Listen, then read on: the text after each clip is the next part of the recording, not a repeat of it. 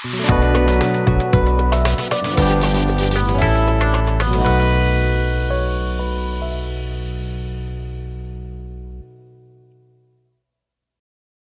हिंद दोस्तों, विद्यापीठ study point में आप सभी साथियों का स्वागत है। आइए हम इस वीडियो में कवर करने वाले हैं बिहार पुलिस का पेपर नंबर 29 जो कि 12/1/2020 को लिया गया सिपाही नियुक्ति परीक्षा प्रश्न का हल होगा। ठीक है, ये जो है ज्ञान बिंदु पब्लिकेशन का बुक है, उसमें कुल मिलाकर के 63 प्रैक्टिस सेट दे रखा है, जिसको हम लोग बारी बारी देखते हैं।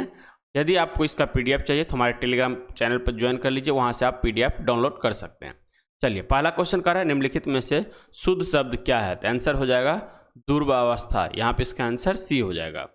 कर अशुद्ध और शुद्ध, यहाँ पे देखिए अनिष्ट का अनिष्ट हो जाएगा, तदुपरांत का तदुपरांत हो जाएगा, निरीक्षण का निरीक्षण, ये शुद्ध शब्द है और ये अशुद्ध शब्द है। कर इंडेफिनिटी the predicted in the sentence and choose the correct option given below. कर sweet are the used of adversity, इसका आंसर हो जाएगा B, the use of adversity. चलिए, 3 नंबर क्वेश्चन करना है राम खेल रहा है, इस वाक्य में क्रिया है, तो आंसर हो जाएगा अकर्मक क्रिया हो जाएगा। 2 तरह का क्रिया होता है, एक अकर्मक होगा, एक सकर्मक होगा। ठीक है, तो अकर्मक का देख लीजिए, सकर्मक देख लेते हैं। कह रहा है जिस क्रिया का फल कर्ता पर न पड़कर जो है कर्म पर पड़े उन्हें जो है सकर्मक क्रिया कहते हैं। जैसे श्याम पुस्तक पढ़ता है, वह आम खाता है। फिर आता है संयुक्त क्रिया, जो क्रिया 2 या 2 से अधिक धातुओं से मिलकर बनी होती है उसे संयुक्त क्रिया कहते हैं। जैसे मैंने खाना खा लिया, उसने दूध पी लिया। फिर है फिल इन द ब्लैंक, कह रहा है I need dash for my car, तो आंसर हो जाएगा पेट्रोल। फिर आता है चूज द करेक्ट सिनोनिम्स, से का हो जाएगा कौ, क्वाय क्वाय। नेक्स्ट है दलित साहित्य में जूठन आत्मकथा के लेखक कौन है, तो आंसर हो जाएगा ओम प्रकाश वाल्मीकि। ओम प्रकाश वाल्मीकि की रचनाएं में आत्मकथा जूठन है।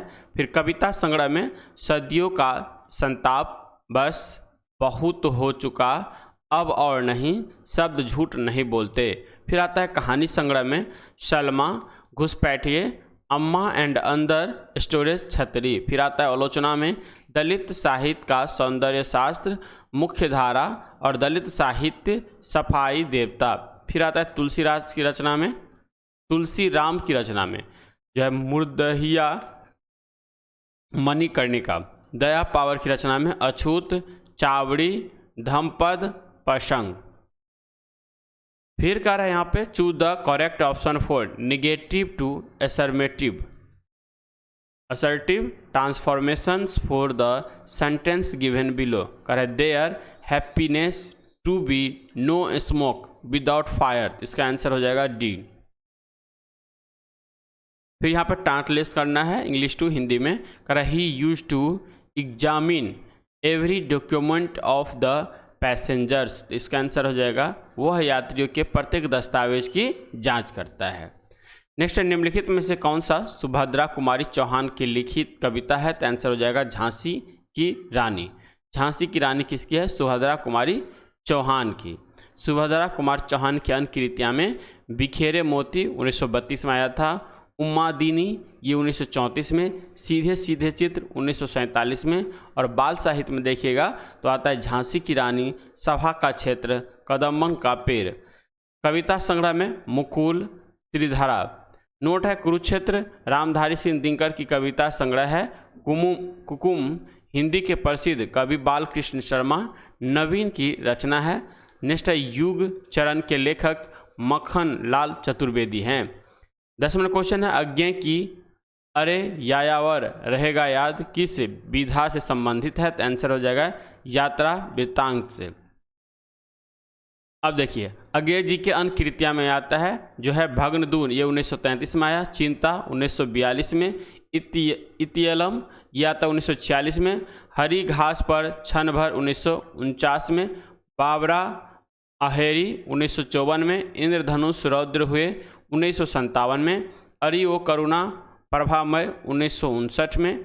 उसका आता है आंगन के पार द्वार 1961 में, कितनी नावों में कितनी बार 1967 में, पहले मैं सन्नाटा बुनता हूँ तो 1974 में, सागर मुद्रा 1970 में, कहानी जो है इसमें बीप थागा ये 1937 में, परंपरा 1944 में, कोठरी की बात 1945 में, शरणार्थी 1948 में, जायदोर 1951 में। चलिए 11वां क्वेश्चन कर इत्यादि का सही संधि विच्छेद होगा तो हो जाएगा इसका आंसर इति जोर आदि।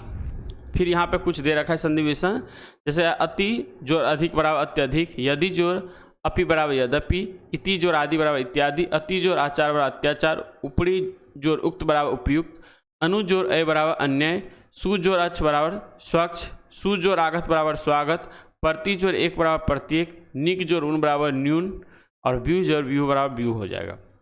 नेक्स्ट 12वां क्वेश्चन है वैद्यनाथ मिश्र किस कवि का मूल नाम है, तो आंसर हो जाएगा नागा अर्जुन सागर के। अब देखिए मूल नाम और लोकप्रिय उपनाम, जैसे चंद्रधर शर्मा गुलेरी हो जाएगा, राजेंद्र बाल ये बंग महिला हो जाएगा, शरत चंद ये आवारा मसीहा हो जाएगा, हरि कृष्ण ये प्रेमी हो जाएगा, गणेश बिहारी मिश्र मिश्र बंधु हो जाएगा।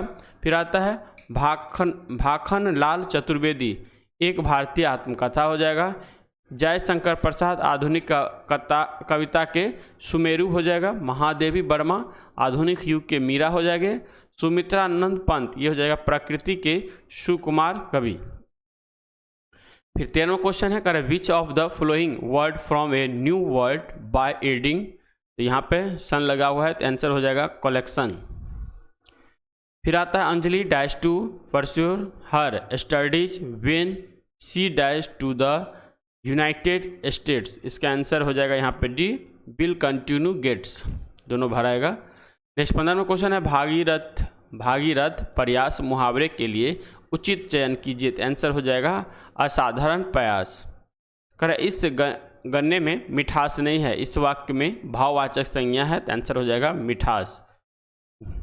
देखिए विशेषण शब्द और भाववाचक संज्ञा, निर्बल का हो जाएगा निर्बलता, कायर का हो जाएगा कायरता, मीठा का हो जाएगा मिठास, चतुर का हो जाएगा चतुराई, निपुण का हो जाएगा निपुणता, मधुर का हो जाएगा माधुर्य या मधुरता, सुंदर का सौंदर्य या सुंदरता, साहित्य के साहित्य, शीघ्र के शीघ्रता, एक के एकता, शांति या शांत के शांति।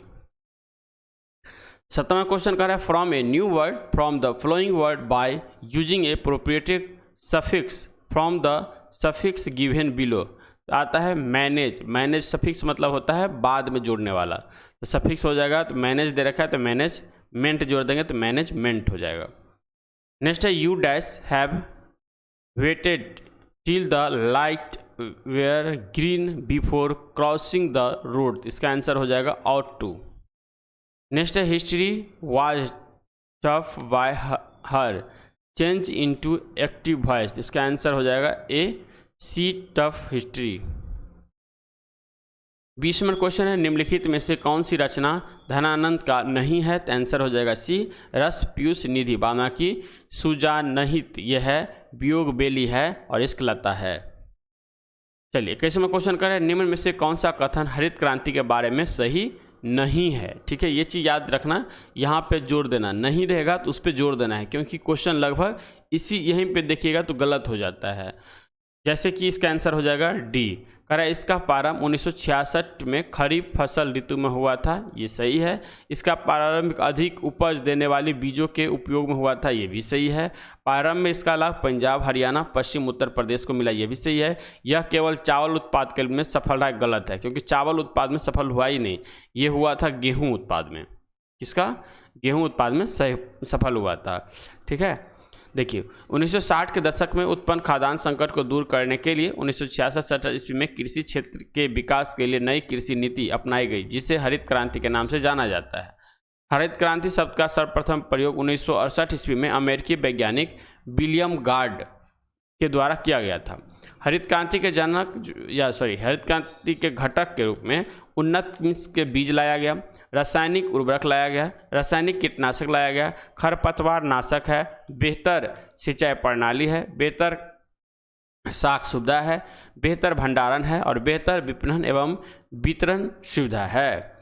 नेक्स्ट है इसके तहत जो है भारत में 1966 से 67 में मैक्सिको से लाए गए गेहूं एवं चावल की अधिक उपज देने वाले बीजों का प्रयोग किया गया था। नेक्स्ट पॉइंट है भारत में हरित क्रांति की शुरुआत प्रथम बार 1966 में खरीफ फसल में हुई थी। फिर आता है हरित क्रांति का लाभ मुख्य रूप से भारत के पश्चिमोत्तर भाग हरियाणा, पंजाब, पश्चिम उत्तर प्रदेश को प्राप्त हुआ। इसके तहत जो है सबसे अधिक लाभ उत्पादन जो है गेहूं फसल का हुआ था। हरित क्रांति का जनक पूरे विश्व में अमेरिकी कृषि वैज्ञानिक डॉक्टर नॉर्मन ई बोरलॉन को जो है और भारत में डॉक्टर एस स्वामीनाथन को माना जाता है। अब क्रांति देखिए और संबंधित क्षेत्र है। नीली क्रांति मत्स्य पालन से संबंधित है, श्वेत क्रांति दूध उत्पादन से संबंधित है, लाल क्रांति मांस एवं टमाटर उत्पादन से संबंधित है, सुनहरी क्रांति बागवानी शहद फल उत्पादन से है, उसके बाद है धूसर क्रांति रासायनिक उर्वरक संबंधी है, गुलाबी क्रांति हो जाएगा प्याज झींगा मछली औषधियाँ एवं फार्मास्यूटिकल से संबंधित है, रजत क्रांति अंडा कुक्कुट उत्पादन से संबंधित है, गोल क्रांति आलू उत्पादन से है, पीली या पीत क्रांति तिलहन से है, स्वर्ण रेशा क्रांति जूट या पटसन से है, सेफ्रॉन क्रांति केसर से है, कृष्ण क्रांति बायोडीजल उत्पादन से है, काली क्रांति कच्चा तेल उत्पादन से है, बादामी क्रांति मसाला उत्पादन से है, मृग क्रांति मोटे अनाज के उत्पादन से है, सदाबहार क्रांति समग्र कृषि विकास से है, इंद्रधनुष क्रांति है जो सभी क्षेत्रों के उत्पादन में वृद्धि करने से है। 22वां क्वेश्चन है उपसौर की स्थिति बनती है, तो उप यानी 3 है तो याद रखिए 3 होगा ही, तो याद रखिए यहाँ पे 4 जनवरी दिया हुआ है, देख लेते हैं। 4 जनवरी को उपसौर की स्थिति बनती है। उपसौर जो है ऐसी खगोलीय घटना है जब पृथ्वी के अत्यधिक पास होती है। इसे 3 जनवरी याद रखिए, यहाँ पे हमको लग रहा है कुछ मिस्टेक है, इसे 3 जनवरी से याद रखिएगा, 3 जनवरी ठीक है। और एक होता है 4 जुलाई, 4 जुलाई मुझे ये याद है ठीक। 3 जनवरी हम इसीलिए याद किए हैं क्योंकि उपसौर जो है 3 के जैसा बनता है, तो 3 जनवरी या 4 जनवरी भी रख लीजिए क्योंकि 3-4 ऐसे माना जाता है, और लेकिन 4 जुलाई होता है। देखिएगा आगे होगा डिस्कशन में।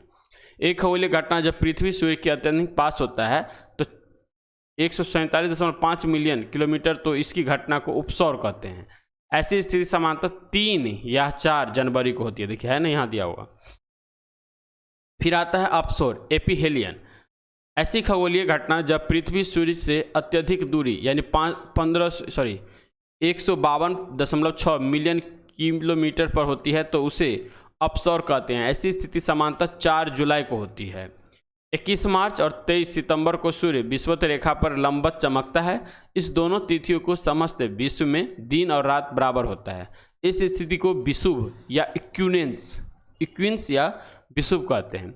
21 जून को सूर्य जो है कर्क रेखा पर लंबवत पड़ता है। इस दिन को उत्तरी गोलार्ध में जो है सबसे बड़ा दिन होता है और जो कि तथा रात जो है सबसे छोटी होता है। इस स्थिति को ग्रीष्म आयनात या उत्तर आयनात का भी कहते हैं। फिर आता है 22 दिसंबर। 22 दिसंबर को सूर्य की किरण मकर रेखा पर लंबवत होगा और जिस रेखा पर ये लंबवत होगा तब इसलिए वहाँ का दिन क्या हो जाएगा, बड़ा होगा। तो मकर रेखा क्या होता है, देखिए ये है, और बीच में जो होता है विषुवत रेखा 0 डिग्री पे 23.5 डिग्री उत्तर जो हुआ 23.5 डिग्री, ये हुआ कर्क रेखा, और 23.5 डिग्री दक्षिण जो होता है ये हुआ मकर रेखा। तो जहाँ पे सूर्य चमकेगा वहाँ पे क्या होगा, दिन बड़ा होगा, रात छोटा हो जाएगा।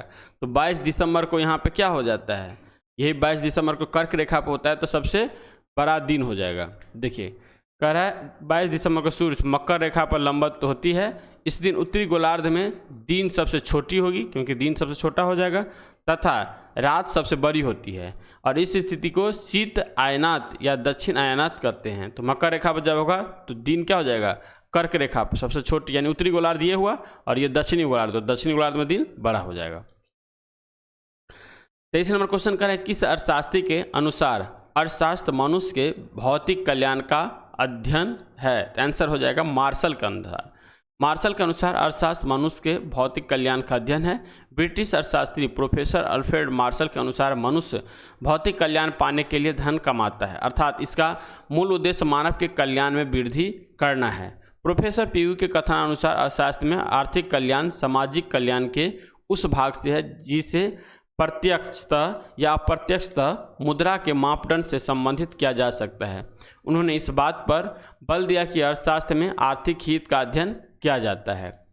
नेक्स्ट पॉइंट है, एडम स्मिथ एक ब्रिटिश नीतिवेदा, दार्शनिक और राजनैतिक अर्थशास्त्री थे। इन्हें जो आधुनिक अर्थशास्त्री का संस्थापक जनक माना जाता है।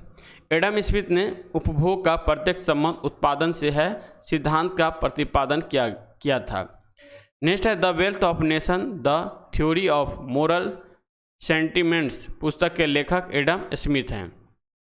नेक्स्ट है लियोनेल रॉबिन्सन, ब्रिटिश अर्थशास्त्री और लंदन स्कूल ऑफ इकोनॉमिक्स के अर्थशास्त्री विभाग के प्रमुख सदस्य थे। रॉबिन्स के अनुसार अर्थशास्त्री उद्देश्य के बीच तटस्थ रहता है।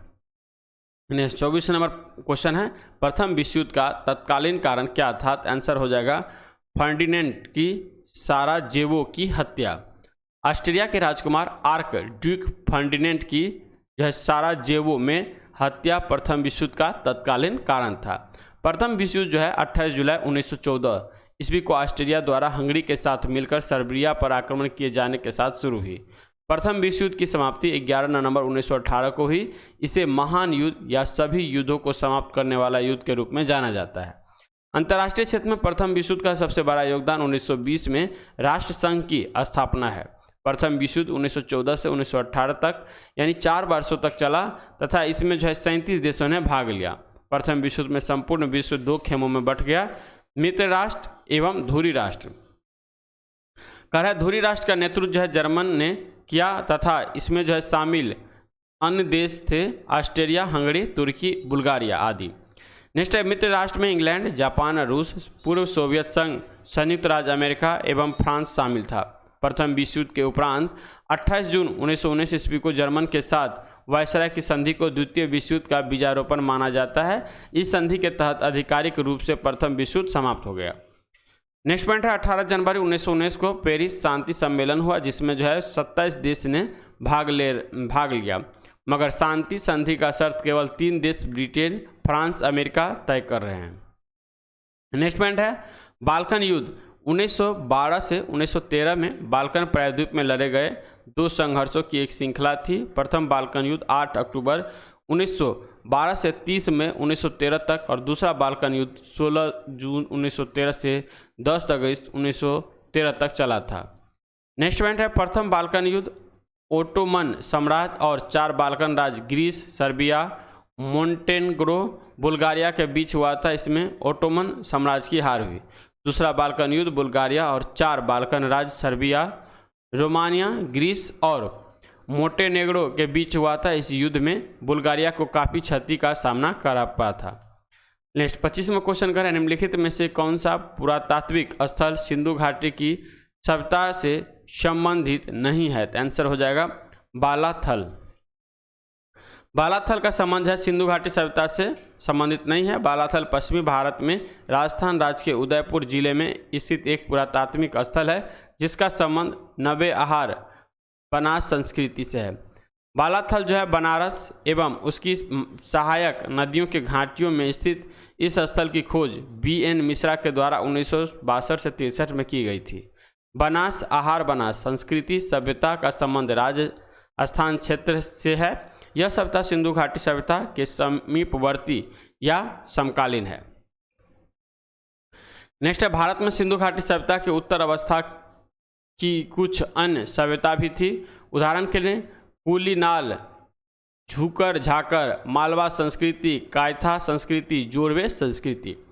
नेक्स्ट है सिंधु घाटी सभ्यता आदि ऐतिहासिक या कांस्ययुगीन सभ्यता थी। रेडियो कार्बन 14 यानी कार्बन 14 पद्धति द्वारा इसकी जो है सर्वमान्य तिथि काल 2350 ईस्वी से 1750 ईस्वी पूर्व माना गया है।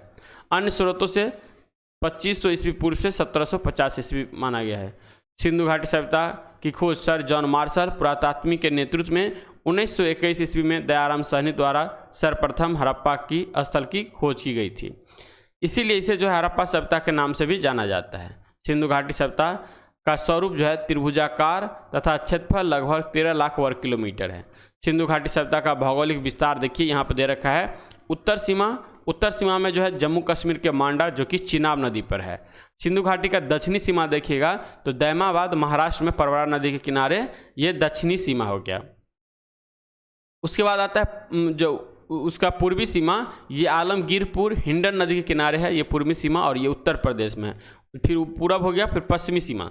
पश्चिमी सीमा जो है पाकिस्तान में सुतका गेंडोर बलूचिस्तान प्रांत में है, वहाँ पे ये दास्क नदी के किनारे पर है। कहा यह जो है उत्तर से दक्षिण लगभग 1100 किलोमीटर तथा पूर्व से पश्चिम लगभग 1600 किलोमीटर में फैली हुई है। सिंधु घाटी सभ्यता का सबसे बड़ा स्थल मोहनजोदड़ो है, जबकि भारत में इसकी सबसे बड़ा स्थल राखीगढ़ी हरियाणा है। सिंधु घाटी सभ्यता से संबंधित सबसे प्रमुख स्थल में हड़प्पा, मोहनजोदड़ो, चहुंदरो, कालीबंगा, लोथल, रोपल, रंगपुर, बनवाली, धौलावीरा, आलमगीरपुर इत्यादि है। रोपर स्थल सतलज नदी के किनारे पंजाब के रोपर जिला में स्थित है। इसकी खोज जो है बीबी लाल द्वारा 1950 ईस्वी में तथा यज्ञदत्त शर्मा द्वारा 1953 से 56 में किया गया था। यहाँ मानव के साथ कुत्ते को दफनाने का भी साक्ष्य मिलता है। नेक्स्ट है लोथल, भोगवा नदी के किनारे गुजरात के अहमदाबाद जिले में स्थित है। इसकी जो है खोज सर्वप्रथम डॉक्टर रंगनाथ राव SR राव द्वारा 1954 ईस्वी में किया गया था। लोथल से बंदरगाह, तांबे का कुत्ता, 3 युगल समाधि, फारस की मोहर, छोटी दिशा, मापक यंत्र, धान का साक्ष्य, घोड़े की लघु मृण मूर्ति, मन का उद्योग आदि के साक्ष्य मिले हैं। फिर आता है कालीबंगा। कालीबंगा जो है घाघर नदी के किनारे राजस्थान के हनुमानगढ़ जिले में स्थित है। इसकी खोज वर्ष 1951 में सर्वप्रथम अलमानंद घोष द्वारा तथा वर्ष 1961 में बीबी लाल एवं BK थापर द्वारा किया गया था। कालीबंगा से जुटे हुए खेत के साक्ष्य, आयताकार 7 अग्नि वेदिकाएं, कांच व मिट्टी की चूड़ियाँ, सिलबट्टा, सूती कपड़े की छाप, कच्ची ईंट से बने मकान, माणिक्य एवं मिट्टी के मन के बेलनाकार मोहर आदि प्राप्त हुए हैं। नेक्स्ट सिंधु घाटी सभ्यता। हड़प्पा सभ्यता की लिपि पिक्टोग्राफी अर्थात चित्रात्मक थी, जो दाईं ओर से बाईं ओर लिखी जाती थी। इस पद्धति को जो है बुस्ट्रोफेडल कहा जाता था। सबसे ज़्यादा चित्र U आकार तथा मछली के प्राप्त हुए हैं। हड़प्पाई लिपि में लगभग 64 मूल चिन्ह हैं। नेक्स्ट क्वेश्चन है निम्नलिखित में से भारत का कौन सा राज्य कर्क रेखा के उत्तर में स्थित है? तो कर्क रेखा के उत्तर में बिहार हो जाएगा। बिहार राज्य कर्क रेखा के उत्तर में स्थित है। कर्क रेखा उत्तरी गोलार्ध में विषुवत रेखा से 23.5 डिग्री उत्तरी की कोणीय दूरी पर स्थित होती है। कर्क रेखा एशिया, अफ्रीका और मध्य अमेरिका से होकर गुजरती है। कर्क रेखा 17 देशों से होकर गुजरती है, जिसमें मैक्सिको, बहामास, पश्चिमी सहारा, मॉरिटानिया, माली, अल्जीरिया, नाइजर, लीबिया, मिस्र, सऊदी अरब, संयुक्त अरब अमीरात, ओमान, भारत, बांग्लादेश, म्यांमार, चीन, ताइवान से गुजरते हैं। कर्क रेखा भारत के 8 राज्यों से होकर गुजरता है। गमछाझार मित्र पे, ये ट्रिक है इसका, गमछाझार मित्र पे यानी गुजरात, राजस्थान, मध्य प्रदेश, छत्तीसगढ़, झारखंड, पश्चिम बंगाल, त्रिपुरा एवं मिजोरम। भारत में माही नदी कर्क रेखा को 2 बार काटती है। भूमध्य रेखा यानी विषुवत रेखा पृथ्वी के 2 बराबर भागों में विभाजित करती है। इसे 0 डिग्री अक्षांश के नाम से भी जानते हैं। भूमध्य रेखा यानी विषुवत रेखा 13 देश से होकर गुजरती है, जिसमें इक्वाडोर के बिग सकेक से याद रखेगा के बिग सकेक,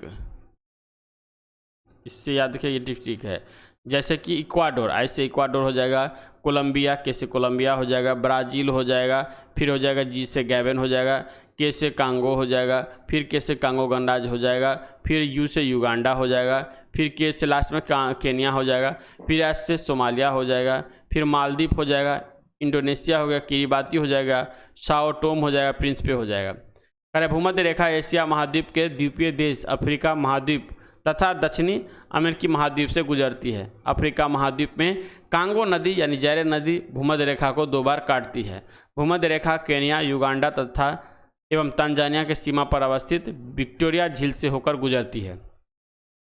फिर आता है मकर रेखा, दक्षिणी गोलार्ध में विषुवत रेखा से 23.5 डिग्री दक्षिण की कोणीय दूरी पर स्थित है। मकर रेखा 10 देशों से होकर गुजरती है, जिसमें Chile, Argentina, Paraguay, Brazil, Namibia, Botswana, दक्षिणी अफ्रीका, मोजाम्बिक, मेडागास्कर तथा ऑस्ट्रेलिया है। मकर रेखा दक्षिण अमेरिका, अफ्रीका तथा ऑस्ट्रेलिया महाद्वीप से होकर गुजरती है।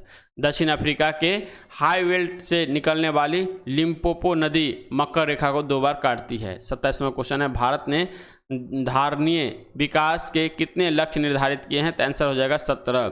भारत में धारणीय सतत विकास के 17 लक्ष्य निर्धारित किए गए हैं। Transforming our world the 2030 agenda for sustainable development के संकल्प को ही सतत विकास लक्ष्य के नाम से जाना जाता है।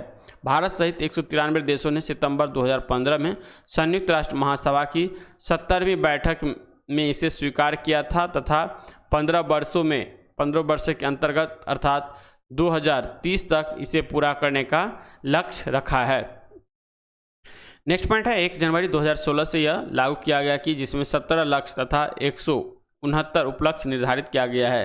संयुक्त राष्ट्र एजेंडा 2030 में कुल 17 लक्ष्य में पहला है गरीबी अंत, भूखमरी समाप्त करना, स्वस्थ जीवन एवं आरोग्य, गुणवत्तापूर्ण शिक्षा, लैंगिक समानता, शुद्ध जल एवं स्वच्छता, किफ़ायती एवं स्वच्छ ऊर्जा, सम्मानजनक कार्य और आर्थिक विकास, उद्योग, नवाचार और अवसंरचना। फिर आता है 10वां नंबर असमानता में कमी। 11वां आता है टिकाऊ शहर एवं समुदाय, सतत उपयोग एवं उत्पादन, जलवायु परिवर्तन, पानी के नीचे जीवन, भूमि पर जीवन, शांति, न्याय और सुदृढ़ संस्थान। फिर आता है गोल्स लक्ष्य के लिए भागीदारियाँ। 28वां क्वेश्चन है किस समिति ने भारत के संविधान में मूल कर्तव्यों को सम्मिलित करने की सिफारिश की? तो आंसर होगा स्वर्ण सिंह समिति ने। स्वर्ण सिंह समिति ने भारत के संविधान में मूल कर्तव्यों को सम्मिलित करने का सिफारिश किया था। स्वर्ण सिंह समिति का गठन 1976 में किया गया था, जिसने जो है संविधान में 8 मौलिक कर्तव्य जोड़ने की सिफारिश की। इस समिति के सिफारिश के तहत 42वां संविधान संशोधन 1976 के द्वारा जो है भाग 4 के क में अनुच्छेद 51 के क के अंतर्गत मौलिक कर्तव्य को जोड़ा गया। 11वां मौलिक कर्तव्य को 86वां संविधान संशोधन अधिनियम 2002 के तहत जोड़ा गया, जिसके तहत 6 से 14 वर्ष के बच्चों के लिए प्राथमिक शिक्षा प्रदान करना है। नेक्स्ट है मौलिक कर्तव्यों को सोवियत संघ यानी यूएसएसआर के संविधान से लिया गया है। राजेंद्र सच्चर समिति का गठन वर्ष 2005 में किया गया था। इसका संबंध मुस्लिम समुदाय की सामाजिक, शैक्षणिक और आर्थिक स्थिति की जांच करने से था। फिर आता है रंगराजन समिति का गठन 2012 में गरीब के आकलन के लिए किया गया था। इस समिति के अनुसार शहरों में प्रतिदिन 47 और गांवों में 32 से कम खर्च करने वाले को गरीब माना जाता था। वर्तमान में गरीबी के आकलन नीति आयोग द्वारा किया जाता है। वही नीति आयोग का स्थापना कब हुआ था? 1 जनवरी 2015 को। इसका हेड कौन होता है? तो ये होते हैं प्रधानमंत्री। एच देवराज समिति का गठन 2014 में किया गया। इसका संबंध विश्वविद्यालय की समीक्षा से था, जिसे डीम्ड होने के कारण अयोग्य घोषित किया गया था। नेक्स्ट 29 नंबर है हरित क्रांति के जनक कौन है? तो ये हो जाएगा नॉर्मन बोरल। और भारत में कौन हो जाएगा? तो एस स्वामीनाथन। ये भारत के हैं, भारतीय यदि पूछे तब, ऐसे विश्व के लिए नॉर्मन बोरल हो जाएगा। नेक्स्ट है निम्नलिखित राज्य में से उस युग्म को चुनिए जो लोकसभा में सबसे ज़्यादा प्रतिनिधि भेजते हैं। तो आंसर हो जाएगा बिहार, आंध्र प्रदेश और राजस्थान। ऐसे रहता तब तो हो जाता उत्तर प्रदेश सबसे ज़्यादा भेजता है, और यहाँ पे दे रखा है उत्तर प्रदेश 80, महाराष्ट्र 48, पश्चिम बंगाल 42, बिहार 40, तमिलनाडु 39, मध्य प्रदेश 29, कर्नाटक 28, गुजरात 26, राजस्थान 25, आंध्र प्रदेश 25, उड़ीसा 21 आदि। मिजोरम, नागालैंड, सिक्किम राज्य में लोकसभा सीटों की संख्या 1-1 है, जो कि सबसे कम है। 31वां क्वेश्चन है शिकागो में 1893 ईस्वी में विश्व धर्म संसद में किसी ने भाग लिया? तो आंसर हो जाएगा स्वामी विवेकानंद जी। स्वामी विवेकानंद जी है जो 1893 में भाग लिए थे। स्वामी विवेकानंद वेदांत के विख्यात और प्रभावशाली आध्यात्मिक गुरु थे। उनका वास्तविक नाम नरेंद्र नाथ दत्त था। स्वामी विवेकानंद का जन्म जो है 12 जनवरी 1863 ईस्वी को कोलकाता में हुआ। इनके जयंती पर 12 जनवरी को राष्ट्रीय युवा दिवस मनाया जाता है। विवेकानंद जी जो स्वामी रामकृष्ण परमहंस के शिष्य थे, उन्होंने अपने गुरु की स्मृति में वर्ष 1897 में रामकृष्ण मिशन की जो है स्थापना की। स्वामी विवेकानंद ने ज्ञान योग, कर्म योग तथा राजयोग नामक पुस्तक क्या जो है लिखी है। स्वामी विवेकानंद के भाषण का संकलन जो है lectures for Colombia to Almora नामक पुस्तक में है। स्वामी विवेकानंद को 19वीं शताब्दी के नव हिंदू जागरण का संस्थापक भी माना जाता है। सुभाष चंद्र बोस ने स्वामी विवेकानंद को आधुनिक राष्ट्रीय आंदोलन का आध्यात्मिक पिता कहा था।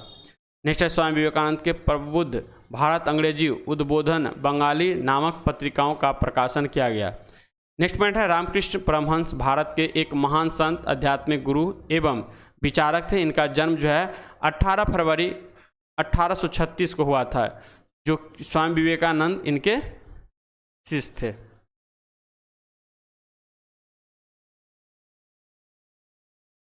नेक्स्ट 32वां क्वेश्चन कर रहा है, निम्न में से किसे भारत का नेपोलियन कहा जाता है? तो आंसर हो जाएगा समुद्रगुप्त को।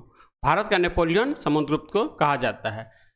कर समुद्रगुप्त चंद्रगुप्त प्रथम के उत्तराधिकारी के तौर पर 350 ईस्वी में गुप्त वंश का शासक बना। उसने आर्यवर्त तथा दक्षिणावर्त के 12 बड़ शासकों को पराजित किया। इन्हीं विजयों के कारण जो है इतिहासकार विसेंट स्मिथ द्वारा समुद्रगुप्त को भारत का नेपोलियन कहा गया। नेक्स्ट पॉइंट है, हरिसेन द्वारा रचित प्रयाग प्रशस्ति, इलाहाबाद प्रशस्ति, स्तंभ लेख का संबंध समुद्रगुप्त से है। इसमें जो है समुद्रगुप्त को धरणीबंध अर्थात संपूर्ण पृथ्वी को विजय करने वाला बताया गया है। नेक्स्ट पॉइंट है, समुद्रगुप्त के सिक्कों पर उसे बीना बजाते हुए दिखाया गया है तथा कला प्रेमी होने के कारण उसे कविराज की उपाधि प्रदान की गई है। नेक्स्ट है, समुद्रगुप्त ने व्याघ्र पराक्रमांक, अप्रतिरथ पराक्रमांक आदि उपाधियों धारण की थी तथा नालंदा त्रामपत्रों में जो उसके परम भागवत की उपाधि का वर्णन मिलता है। नेक्स्ट पॉइंट है, समुद्रगुप्त ने अश्वमेध यज्ञ किया तथा अश्वमेध पराक्रम की उपाधि धारण की। समुद्रगुप्त को लिच्छवी दहैत्र के नाम से भी जाना जाता है।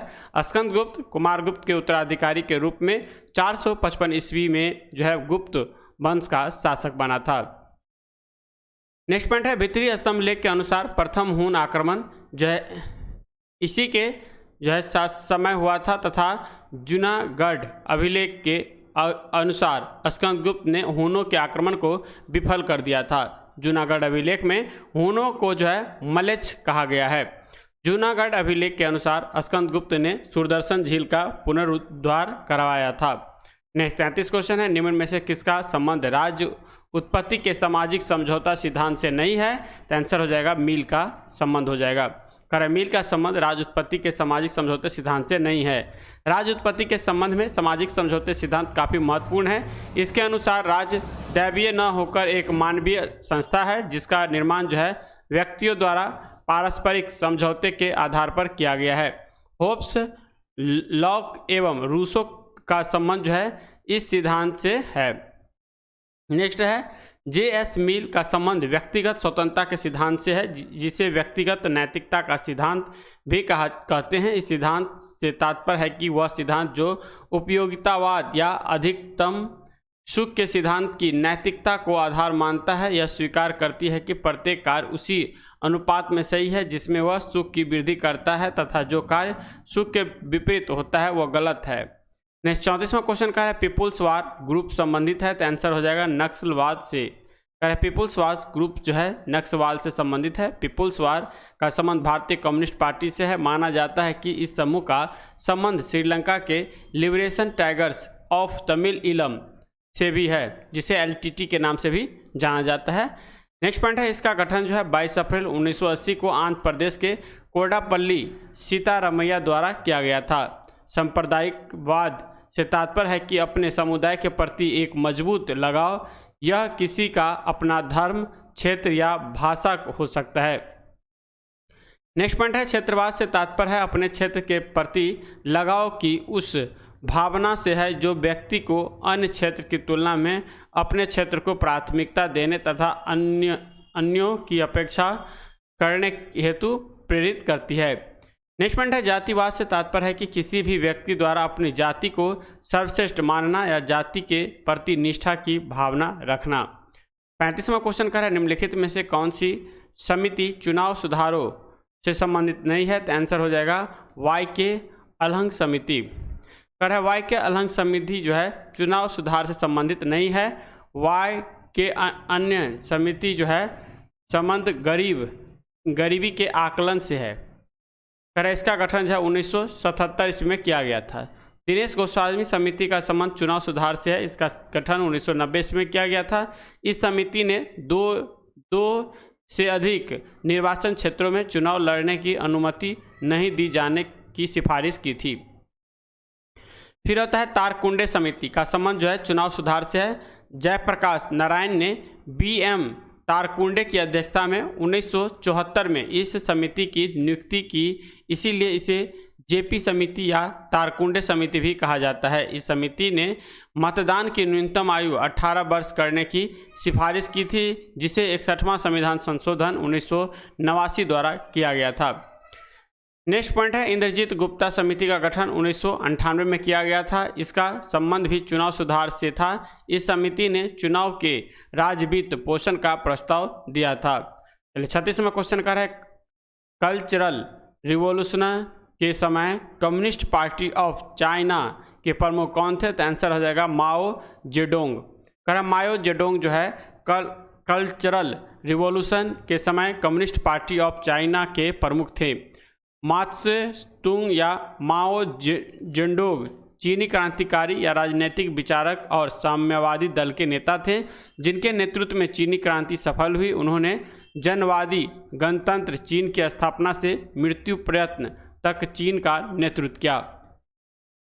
नेक्स्ट है चीन की महान सर्वहारा सांस्कृतिक क्रांति जनवादी गणराज्य चीन में माओ त्से तुंग द्वारा चलाया गया एक सामाजिक राजनीतिक आंदोलन था। यह आंदोलन 1966 से 1976 ईस्वी तक चला था। सन यात सेन चीन के क्रांतिकारी नेता तथा चीनी गणतंत्र के प्रथम राष्ट्रपति एवं जनदाता थे। चीनी गणतंत्र में उन्हें राष्ट्रपिता कहा जाता है, जबकि चीनी जनवादी गणतंत्र में उन्हें लोकतांत्रिक क्रांति का अग्रदूत कहा जाता है। नेक्स्ट पॉइंट है डेंग या डेंग जिंगपिंग एक चीनी क्रांतिकारी नेता, सैन्य कमांडर और राजनेता थे, जिन्होंने दिसंबर 1978 से नवंबर 1989 तक पीपुल्स रिपब्लिक ऑफ चाइना के सर्वोच्च नेता के रूप में कार्य किया। माओ त्से के मृत्यु के पश्चात डेंग सर्वोच्च शक्ति तक पहुंच गए और दूरगामी बाजार अर्थव्यवस्था सुधारों की एक श्रृंखला के माध्यम से चीन का नेतृत्व किया। इन्हें आधुनिक चीन के वास्तुकार के रूप में जाना जाता है। फिर आता है झाओ एनलाई जनवादी गणतंत्र चीन के सबसे पहले प्रधानमंत्री थे, जिन्होंने अक्टूबर 1919 से जनवरी 1976 तक इस ओहदे पर काम किया। चीनी साम्यवादी पार्टी के सर्वोच्च नेता माओ जेडोंग के अधीन काम करते हुए उन्हें साम्यवादी दल के चीन पर कब्जे में तथा चीन की विदेश नीति और आर्थिक विकास के क्षेत्रों में अहम भूमिका निभाया। यह जो है पीपुल्स रिपब्लिक ऑफ चाइना के पूर्व विदेश मंत्री भी रह चुके थे। नेक्स्ट क्वेश्चन है जापान में रक्तहीन क्रांति का जो है मेजी पुनः स्थापित किस वर्ष हुई? तो आंसर हो जाएगा इसका 1808 एडी में। 1808 एडी में जापान में रक्तहीन क्रांति का मेजी पुनः स्थापना हुई थी। जापान मामती व्यवस्था से ग्रसित मानसिक होना चाहिए, समांती व्यवस्था से यहाँ दे रखा है। समांती अपने शासन की सारी व्यवस्था स्वयं देखते हैं। इस व्यवस्था को खत्म करने के लिए 1868 ईस्वी में जापान में रक्तहीन क्रांति जापानी क्रांति हुई, जिसमें जो है टोंगवा शोनगुट का अंत किया गया और मेजनी पुनर्स्थापना करके सम्राट का शासन बहाल किया गया। जापान में मेजनी युग 1868 से 1912 ईस्वी तक 44 वर्ष की अवधि तक थी। इस अवधि में जापान महान शासक सम्राट मुनुहितो के शासन के अधीन था। इसे मेजनी सम्राट भी कहा जाता था। चलिए नेक्स्ट क्वेश्चन देखते हैं। 38 नंबर कह रहा है भारतीय संविधान की कौन सी अनुसूची राज्यसभा में राज्यों और संघों के क्षेत्र में स्थान आवंटन से संबंधित है? तो आंसर हो जाएगा चौथी अनुसूची। भारतीय संविधान की चौथी अनुसूची में राज्यसभा में राज्यों और संघ राज्य क्षेत्र के प्रतिनिधि का विवरण दिया गया है। भारतीय संविधान के मूल रूप से 8 अनुसूचियाँ थी, जो वर्तमान में बढ़कर कितना हो गया? 12 अनुसूची। प्रथम अनुसूची क्या कहता है? तो भारतीय संघ के राज्य हैं, जहाँ पे 28 राज्य हो जाएगा और संघ शासित प्रदेश 8 हो जाएगा। दूसरी में कह रहा है इसमें जो है भारतीय राज्य व्यवस्था के विभिन्न पदाधिकारी राष्ट्रपति, राज्यपाल, लोकसभा अध्यक्ष, उपाध्यक्ष, राज्यसभा के सभापति, उपसभापति को जो है प्राप्त होने वाले वेतन, भत्ते और पेंशन आदि का उल्लेख है। तो याद रखिएगा दो से क्या होता है? वेतन 2। क्या हो जाएगा? वेतन 2। तीसरा में हो जाएगा 3 शब्द है, तो 3 शब्द होता है शपथ का विभिन्न पदाधिकारी का जो संवैधानिक पदों के शपथ की प्रतिज्ञा का उल्लेख है। चौथी अनुसूची, चौथी क्या हो जाएगा? विभिन्न राज्यों तथा संघ शासित क्षेत्रों की राज्यसभा में प्रतिनिधि का विवरण। 5वीं अनुसूची में क्या हो जाएगा? तो अनुसूची 5वीं है, 5 को सेंटेंस होगा, 1 2 3 4 5 है ना, तो 5 याद रखिएगा। इससे विभिन्न अनुसूचित क्षेत्रों और अनुसूचित जनजाति के प्रयास के बारे में प्रावधान है। 6ठी में है 4 राज्य अमे मित्र असम, मेघालय, मिजोरम और त्रिपुरा। असम, मेघालय, त्रिपुरा, मिजोरम राज्यों के जनजातीय क्षेत्रों के प्रशासन के बारे में दिया गया है। फिर आता है 7वीं अनुसूची, जिसमें 100 से 7वीं और 100 से याद रखिएगा केंद्र एवं राज्यों के बीच शक्ति यानी शक्ति का बंटवारा। 100 से शक्ति, तो शक्ति जैसे याद रखिएगा तो केंद्र और राज्यों के बीच शक्ति के बंटवारे से संबंधित 3 सूचियां हैं, संघ सूची, राज्य सूची और संवर्ती सूची। तो संघ सूची में 100 विषय है, राज्य सूची में 61 विषय है और संवर्ती सूची में 52 विषय है। फिर आता है 8वीं अनुसूची, इसमें जो है भारत की 22 भाषाओं का उल्लेख है। फिर आता है 9वीं अनुसूची, इसके अंतर्गत राज्य द्वारा संपत्ति के अधिग्रहण की विधियां एवं अधिनियमों का उल्लेख है। वर्तमान में इस अनुसूची में 284 अधिनियम है। इसे प्रथम संविधान संशोधन अधिनियम 1951 के द्वारा जोड़ा गया था। फिर आता है 10 से 10वीं 10 से दल बदल, इसमें जो है दल बदल से संबंधित प्रावधान का उल्लेख है। इसे 52वें संविधान संशोधन 1985 के द्वारा जोड़ा गया। फिर आता है 11 में होगा पंचायती राज, इसमें पंचायतों की शक्ति, प्राधिकरण तथा उत्तराधित्व का उल्लेख है। इसमें पंचायती राज संबंधित 29 विषय शामिल हैं। इसे 73 में संविधान संशोधन 1992 द्वारा जोड़ा गया था और 1993 में इसे लागू किया गया था। फिर आता है 12वीं और ये लास्ट है, इसमें नगर पालिका। तो 11वें में याद रखिएगा पंचायत से, इसमें नगर पालिका हो जाएगा कि शक्तियाँ, प्राधिकरण एवं उत्तरदायित्व का वर्णन है। इसके अंतर्गत जो है 18 विषय को शामिल किया गया है। इसे जो है 74वें संविधान संशोधन 1992 के द्वारा जोड़ा गया था तथा 1993 में इसे लागू किया गया। चलिए नेक्स्ट क्वेश्चन है, संयुक्त राष्ट्र संघ कब अस्तित्व में आया? तो आंसर हो जाएगा 24 अक्टूबर 1945 को। संयुक्त राष्ट्र संघ की स्थापना 24 अक्टूबर 1945 को। इसके संस्थापक सदस्यों की संख्या 51 थी। वर्तमान में इसके सदस्यों की संख्या 193 हो गई और 193वां देश जो है वो है दक्षिणी सूडान। नेक्स्ट है, संयुक्त राष्ट्र संघ का मुख्यालय न्यूयॉर्क शहर में स्थित है। इसका भवन 17 एकड़ में 39 मंजिल का है, जो है मैनहट्टन द्वीप पर स्थित है। यह जो है 17 एकड़ भूमि जॉन डी रॉकफेलर ने जो है दान में दी थी। नेक्स्ट आता है पॉइंट करें, संयुक्त राष्ट्र संघ के 6 अंग हैं, महासभा, सुरक्षा परिषद, आर्थिक एवं सामाजिक परिषद, न्याय परिषद, अंतर्राष्ट्रीय न्यायालय एवं सचिव। नेक्स्ट पॉइंट है, संयुक्त राष्ट्र संघ के महासभा को विश्व की लघु संसद कहा जाता है। प्रत्येक देश इसमें अपने 5 प्रतिनिधि भेज सकते हैं, परंतु उसका वोट सिर्फ एक ही होता है। नेक्स्ट पॉइंट है, संयुक्त राष्ट्र संघ के सुरक्षा परिषद को दुनिया का पुलिस मैन भी कहा जाता है। इसमें 15 सदस्य होते हैं, जिसमें 5 अस्थायी सदस्य और 10 अस्थायी सदस्य। 5 अस्थायी सदस्य में ABC फारो या फारू ABC को याद रखिए, यानी अमेरिका, ब्राज़ील, चाइना, फ्रांस और रसिया यहीं पे हैं। और सबसे अधिक बार वीटो का उपयोग सोवियत संघ रूस के द्वारा किया गया है। संयुक्त राष्ट्र संघ के प्रथम महासचिव त्रिगवेली नॉर्वे थे तथा वर्तमान में एंटोनियो गुटेरस जो कि पुर्तगाली हैं। 40वां क्वेश्चन है, सम्राट जेम्स प्रथम का राजदूत सर टॉमस रो किस मुगल शासक के दरबार में आया था? तो हो जाएगा जहांगीर के काल में। सम्राट जेम्स प्रथम का राजदूत सर टॉमस रो जहांगीर के दरबार में आया था। सर टॉमस रो को 1615 ईस्वी में इंग्लैंड के सम्राट जेम्स प्रथम ने भेजा था।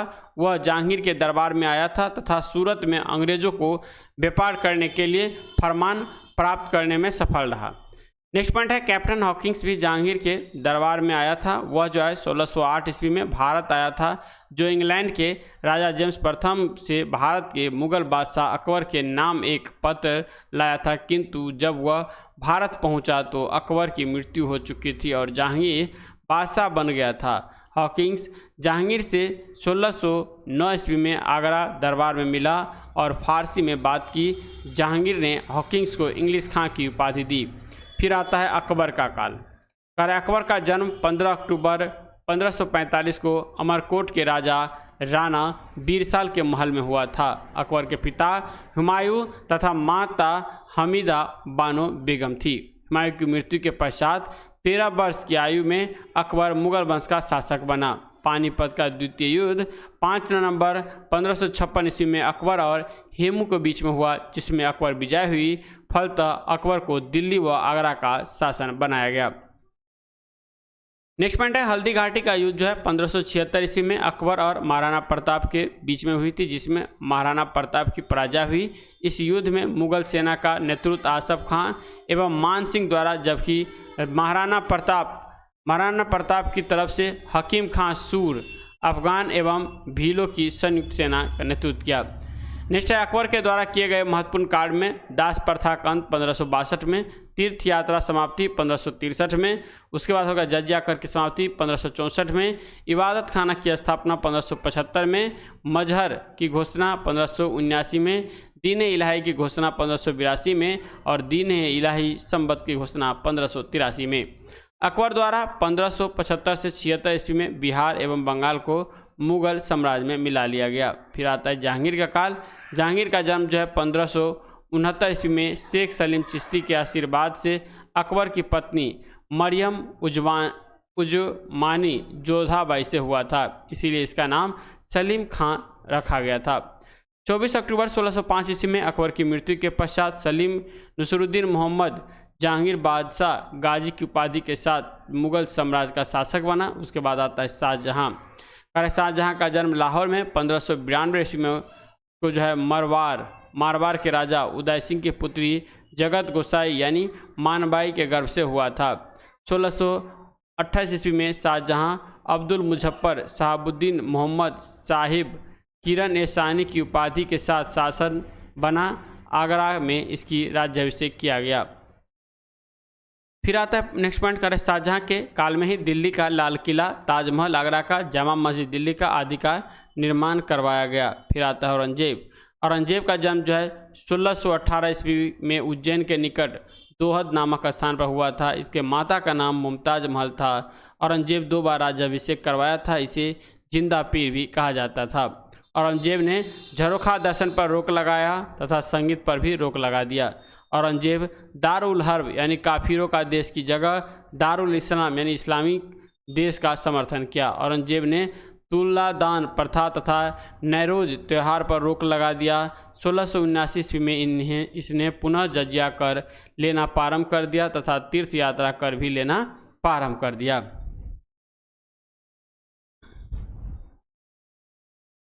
नेक्स्ट दे रखा है अयस्क। अयस्क के नाम देखिए कर है जिंक का अयस्क जो है इसमें केन माइंड हो जाएगा, जिंक का जिंक ब्लेड हो जाएगा और जिंकाइट हो जाएगा, ठीक है। उसके बाद सिल्वर का आता है नेटिव सिल्वर, उसके बाद आता है अर्जेंटाइन और हॉर्न सिल्वर। एल्युमिनियम का होगा बॉक्साइड, कारियोलाइट, कोरडम और डायोसोड हो जाएगा। सोडियम का होगा सोडियम क्लाइड बोरेक्स। फिर आता है sodium nitrate, Chile saltpetre. Potassium का होगा potassium chloride, potassium carbonate, potassium nitrate. Next 64 number question कर है पुष्प के किस भाग से केसर उत्पन्न होता है? तो आंसर हो जाएगा वर्तिकाग्र या वर्तिका। कर है पुष्प के वर्तिकाग्र या वर्तिका भाग से केसर उत्पन्न होते हैं। पुष्प पौधे में पुष्प एक अत्यंत महत्वपूर्ण अंग है। पादप का जनन भाग पुष्प होता है। पुष्प के 4 मुख्य भाग होते हैं। पहला होता है बाह्य दलपुंज, पुमंग और जयांग। बाह्य दलपुंज है यह पुष्प के सबसे बाहर का चक्र है। यह हरे छोटे पतली नुमा संरचना का बना होता है जिन्हें बाह्य दलपुंज कहते हैं। ये कली या बर्ड्स को तथा उसके अन्य आंतरिक भागों को सुरक्षा प्रदान करता है। दूसरा है दलपुंज। यह पुष्प का दूसरा चक्र होता है जो बाह्य दलपुंज के अंदर स्थित होता है। यह प्रायः रंगीन होते हैं। इसका मुख्य कार्य परागण हेतु कीटों को आकर्षित करना है। तीसरा होता है पुमंग। यह पुष्प का तीसरा चक्र है जो नर अंगों का बना होता है। प्रत्येक नर अंग पुंकेसर कहलाते हैं। पुंकेसर ही पुष्प का वास्तविक नर भाग है। प्रत्येक पुंकेसर के 3 भाग होते हैं, जंतु या फिलामेंट। दूसरा होता है परागकोश या एंथर। तीसरा होता है योजी या कनेक्टिव। उसके बाद आता है परागकोश।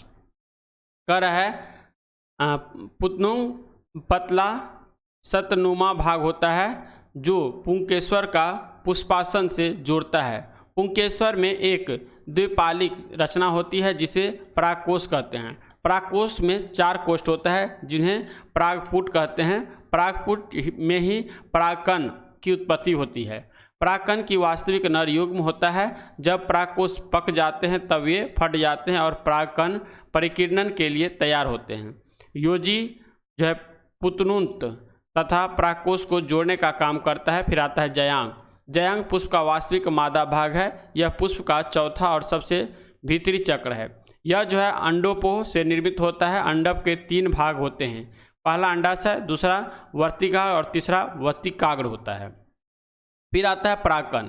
परागकणों के परागकोश से मुक्त होकर उसी जाति के पौधे के जयांग के वर्तिकाग्र तक पहुंचने की क्रिया को परागन कहते हैं।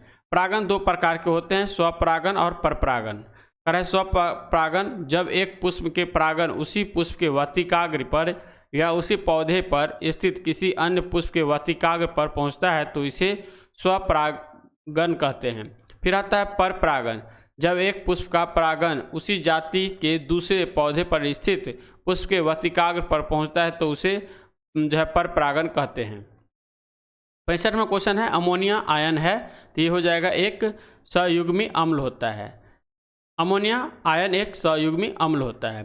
अमोनिया धनायन चतु परमाणवीय धनायन है। इनका अनुसूत्र NH4+ होता है। 66वां क्वेश्चन है निम्न में से किस गैस को मार्क्स गैस के नाम से जानते हैं, तो हो जाएगा मीथेन गैस को। मीथेन गैस को हम मार्क्स गैस के नाम से जानते हैं।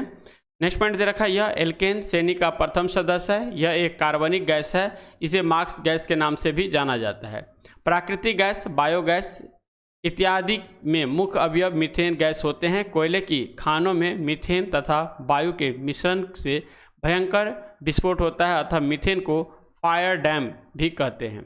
नेक्स्ट है मीथेन का उपयोग ईंधन के रूप में किया जाता है। मीथेन एक ग्रीन हाउस गैस भी है जो कई मानवीय क्रियाकलापों में उत्पन्न होती है, जैसे धान के खेत में, पशुपालन में मीथेन गैस बनती है। फिर आता है LPG। इसका पूरा नाम जो होता है लिक्विफाइड पेट्रोलियम गैस। इसका मुख्य घटक ब्यूटेन होता है। इसमें दुर्गंध के लिए जो है इथाइल मार्केप्टान जो है मिलाया जाता है ताकि रिसाव का पता लगाया जा सके। इसका उपयोग ईंधन के रूप में किया जाता है। फिर आता है CNG। इसका पूरा नाम जो होता है संपीड़ित प्राकृतिक गैस। CNG में 80 से 90% मीथेन गैस होती है। कम ज्वलनशील होने के कारण आग पकड़ने का खतरा भी नहीं रहता है। यह गैस हवा से हल्की होती है। पर्यावरण की दृष्टि से यह एक अच्छा ईंधन है क्योंकि जैव ईंधनों की तुलना में इसके दहन पश्चात निकलने वाली प्रदूषणकारी गैस की प्रतिशत मात्रा काफ़ी कम होती है। फिर आता है प्रोड्यूसर गैस। यह गैस लाल तप्त कोक पर वायु प्रवाहित करके बनाई जाती है। इसमें जो है मुख्यतः कार्बन मोनोऑक्साइड ईंधन का काम करता है। इसमें नाइट्रोजन, कार्बन मोनोऑक्साइड और कार्बन डाइऑक्साइड रहता है। इसकी ऊष्मीय मान 1100 से 1750 किलो कैलोरी प्रति kg होता है। कांच एवं इस्पात उद्योग में इसका उपयोग जो है ईंधन के रूप में किया जाता है। नेक्स्ट है निम्न में से कौन सा क्रम सापेक्ष साइज को गलत दिखाया है, तो आंसर हो जाएगा B। कह रहा है आवर्त में बाएं से दाएं जाने पर परमाणु का आकार त्रिज्या घटती है तथा किसी निश्चित वर्ग में ऊपर से नीचे आने पर परमाणु का आकार जो है बढ़ती है। आवर्त में बाएं से दाएं जाने पर परमाणु का आकार घटता है जो कि sodium, magnesium, aluminium, cerium, potassium, S sulphur, chlorine, argon.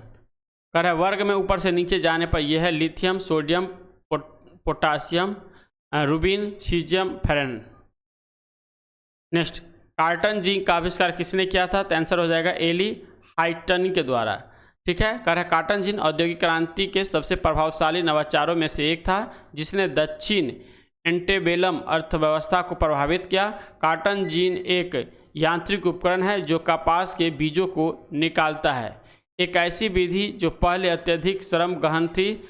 Machine tools के इतिहासकार जोसेफ W. रो ने 1818 में पहली जो है मिलिंग मशीन का आविष्कार करने के लिए हाइटनी का जो है श्रेय दिया। नेक्स्ट आता है बैरोमीटर। बैरोमीटर जो है आविष्कार E. टॉर्सेली के द्वारा किया गया है। डीजल इंजन रुडोल्फ डीजल के द्वारा। कताई मशीन जो है सैमुअल क्रॉम्पटन के द्वारा। डायनेमो माइकल फैराडे के द्वारा। फाउंटेन पेन लेविस वाटरमैन के द्वारा। ग्रामोफोन जो है थॉमस अल्वा एडिसन के द्वारा। गीगर काउंटर हैंस गीगर के द्वारा। लाउड स्पीकर हॉरेंस शॉर्ट के द्वारा, स्टील हेनी बेसेमर के द्वारा, टेलीफोन ग्राहम बेल के द्वारा, सेफ्टी लैम्प हम्फ्रे डेवी के द्वारा, थर्मामीटर डेनियल गैब्रियल फ़ारेनहाइट के द्वारा, washing machine Harley machine company के द्वारा, मशीन गन सर जेम्स पकल के द्वारा। फिर आता है प्रेशर कुकर डेनिस पैपिन के द्वारा, प्रिंटिंग प्रेस जॉन गुटेनबर्ग के द्वारा, पाश्चीकरण लुई पास्चर के द्वारा, लेजर थियोडोर मैमन के द्वारा, ग्राहों की खोज कैपलर के द्वारा। नेक्स्ट 69 क्वेश्चन है, मानव के लिए श्रव्य आवृत्ति का प्रासहित आंसर हो जाएगा 20 हर्ट्ज से 20,000 हर्ट्ज के बीच। ठीक है। ध्वनि तरंगें, ध्वनि तरंगें जो है यांत्रिक अनुदैर्ध्य तरंगें होती है। यांत्रिक होने के कारण इन्हें संचरण के लिए माध्यम की आवश्यकता होती है। चूंकि ये अनुदैर्ध्य तरंगें हैं, अतः ये सभी माध्यमों में ठोस, द्रव एवं गैस में संचरण कर सकती है। निर्वात में ध्वनि का संचरण नहीं हो पाता है क्योंकि माध्यम अनुपस्थिति होता है, अर्थात वायुमंडल नहीं रहता है। यही कारण है कि अंतरिक्ष यात्री चंद्रमा के धरातल पर एक दूसरे से बात नहीं सुन सकते हैं। फिर आता है ध्वनि तरंगों को निम्नलिखित रूपों में विभाजित किया गया है। पहला आता है श्रव्य तरंगें। 20 हर्ट्ज से नीचे की आवृत्ति वाली ध्वनि को अश्रव्य तरंगें कहते हैं। इसे मनुष्य नहीं सुन सकते हैं। इन तरंगों का जो है तरंगदैर्ध्य सबसे अधिक होता है और उन्हें जो है बहुत बड़े आकार के स्रोत से उत्पन्न किया जा सकता है। उदाहरण स्वरूप ज्वालामुखी, भूस्खलन, उल्कापिंड इत्यादि से अश्रव्य तरंगें पैदा होती है। फिर आता है श्रव्य तरंगें। 20 हर्ट्ज से 20,000 हर्ट्ज के बीच की आवृत्ति वाली तरंगों को श्रव्य तरंगें कहते हैं। इन तरंगों को मनुष्य सुन सकता है। फिर आता है प्राश्रव्य तरंगें। 20,000 हर्ट्ज से अधिक आवृत्ति वाले तरंगों को प्राश्रव्य तरंगें कहते हैं। इन्हें मनुष्य के कान द्वारा नहीं सुना जा सकता है, परंतु कुछ जानवर जैसे कुत्ता, बिल्ली, चमगादड़ इत्यादि सुन सकते हैं। फिर आता है प्राश्रव्य तरंगें के उपयोग। संकेत भेजने में, समुद्र की गहराई का पता लगाने में, भ्रूण की जांच करने में, कीमती कपड़ों, वायुयान तथा घड़ियों के पुर्जों से धूल हटाने में, कीड़ों को नष्ट करने में, गठिया रोग के उपचार एवं मस्तिष्क के ट्यूमर का पता लगाने में, स्वचालित दरवाजा को नियंत्रित करने में। फिर आता है गुर्दा में बनने वाली पथरी की जांच करने के लिए तथा उसे तोड़ने में इसका प्रयोग होता है। छिपी वस्तुओं की खोज करने में। ध्वनि की चाल सबसे अधिक ठोस में, उसके बाद द्रव में और उसके बाद गैस में होती है। जब ध्वनि एक माध्यम से दूसरे माध्यम में प्रवेश करती है तो ध्वनि की चाल एवं तरंगदैर्ध्य बदल जाती है, जबकि आवृत्ति नहीं बदलती है। ध्वनि की चाल, दाब का प्रभाव। ध्वनि की चाल पर दाब का कोई प्रभाव नहीं पड़ता है, अर्थात दाब घटने या बढ़ने पर जो चाल अपरिवर्तित रहती है। ध्वनि की चाल पर ताप का प्रभाव। माध्यम का ताप बढ़ने पर ध्वनि की चाल बढ़ जाती है। वायु में प्रति 1 डिग्री सेल्सियस ताप बढ़ने पर ध्वनि की चाल 0.61 मीटर प्रति सेकंड से बढ़ जाती है। 70वां क्वेश्चन है, जीन प्रबंधन तकनीकी जिसे PCR कहते हैं, इसे विकसित किया गया था। तो आंसर हो जाएगा मूलिस ने किया था। PCR का अर्थ पॉलीमरेज चेन रिएक्शन, पॉलीमरेज श्रृंखला अभिक्रिया है। इस अभिक्रिया में उपकरणों के 2 समुच्चों व DNA पॉलीमरेज एंजाइम का उपयोग करते हुए पात्र विधि द्वारा उपयोग जीन के कई जो है प्रतिकृतियों का संश्लेषण होता है। PCR अभिक्रिया प्रत्येक चक्र में 3 चरण निष्क्रियकरण, उपक्रमण जो है तापानुशील व उपक्रमांकों का जो है विस्तार में होता है। नेक्स्ट है, इसमें जो है DNA प्रकृत्यन प्रक्रम कई बार दोहराया जाता है, तब DNA खंड को लगभग 1 अरब गुना प्रबंधित किया जा सकता है, अर्थात 1 अरब प्रतिरूपों का निर्माण किया जाता है। 70 नंबर क्वेश्चन है, वर्मी कंपोस्ट में संलग्न मुख्य जीव का नाम है। आंसर हो जाएगा केचुआ। वर्मी कंपोस्ट में संलग्न मुख्य जीव का नाम केचुआ है। वर्मी कंपोस्ट के कंपोस्टीकरण प्रक्रिया में कृषि अपशिष्ट पदार्थ जैसे पशुपालन का मलमूत्र, गोबर आदि, सब्जी के छिलके एवं कचरा जानवरों द्वारा परित्याग चारे, घरेलू कचरे, सीवेज कचरे, फेंके हुए खरपतवार आदि को गड्ढा में विघटित करते हैं। फिर आता है कंपोस्ट को केचुआ द्वारा पौधे तथा जानवरों के अपशिष्ट पदार्थों के शीघ्र निरस्तीकरण द्वारा बनाया जाता है। इसे वर्मी कंपोस्ट कहा जाता है। कंपोस्ट में कार्बनिक पदार्थ तथा पोषण बहुत अधिक मात्रा में होती है। नेक्स्ट है, केचुआ एनेलिडा वर्ग से संबंधित है। इसे किसानों का मित्र, प्रकृति का हलवा, पृथ्वी की आंत एवं मृदा उर्वरता का बैरोमीटर भी कहते हैं। 72वां क्वेश्चन है, एक आदर्श गैस में अनुदैर्ध्य तरंग की चाल दी जाती है, तो आंसर हो जाएगा √P/Q। यहाँ पे दे रखा है आदर्श गैस के अनुदैर्ध्य जो है अनुदैर्ध्य तरंगों की चाल बराबर V बराबर √P/, इसे म्यू बोलाता है या रो बोलते हैं इसे। कहता है जहाँ P क्या है दाब है और रो क्या है माध्यम का घनत्व हो जाएगा। इस संबंध को सर्वप्रथम न्यूटन ने स्थापित किया था, अतः इसे न्यूटन का सूत्र भी कहते हैं। ध्वनि निर्वात में गमन नहीं करती है तथा ध्वनि की चाल बढ़ते क्रम में जो है गैस से ज़्यादा द्रव में होगा, द्रव से ज़्यादा ठोस में होगा। ध्वनि की चाल सबसे कम जो है गैस में और सबसे अधिक ठोस में होती है। ताप और घनत्व बढ़ने पर ध्वनि की चाल बढ़ती है। यहाँ पर दे रखा है वायु में ध्वनि की चाल 331 हो जाएगा। उसके बाद वायु में 20 डिग्री सेल्सियस पे देखिए बढ़ेगा, यहाँ पर जैसे ताप बढ़ने पर 343 हो जाएगा। हीलियम में 965, हाइड्रोजन में 1284 और द्रव में जल में 1402, फिर जल में हो जाएगा 1482, समुद्र जल में 1522, ठोस एल्युमिनियम में 6420, कॉपर में 3560, स्टील में 5941, ग्रेनाइट में 6000 और बाल्केनाइजर रबर में 54 हो जाएगा। नेक्स्ट क्वेश्चन है, निम्नलिखित में से उच्च चालक कौन सी है, तो आंसर हो जाएगा सिल्वर। सिल्वर जो है सबसे अच्छा जो है चालक है। चालक जिन पदार्थों से होकर आवेश का प्रवाह सरलता से होता है उन्हें चालक कहते हैं। लगभग सभी धातु, लवणों के जलीय, विलीय इत्यादि चालक हैं। अचालक होता है जिन पदार्थों से होकर आवेश का प्रवाह नहीं होता है उन्हें अचालक कहते हैं। लकड़ी, रबर, कागज, अभ्रक, शुद्ध अशुद्ध जल आदि अचालक के उदाहरण हैं। फिर होता है अर्धचालक। कुछ पदार्थ ऐसे होते हैं जिनकी विद्युत चालकता चालक एवं अचालक पदार्थों के बीच होती है, इन्हें अर्धचालक कहते हैं। जैसे सिलिकॉन, जर्मेनियम, सेलेनियम आदि अर्धचालक के उदाहरण हैं। फिर आता है अधिचालक।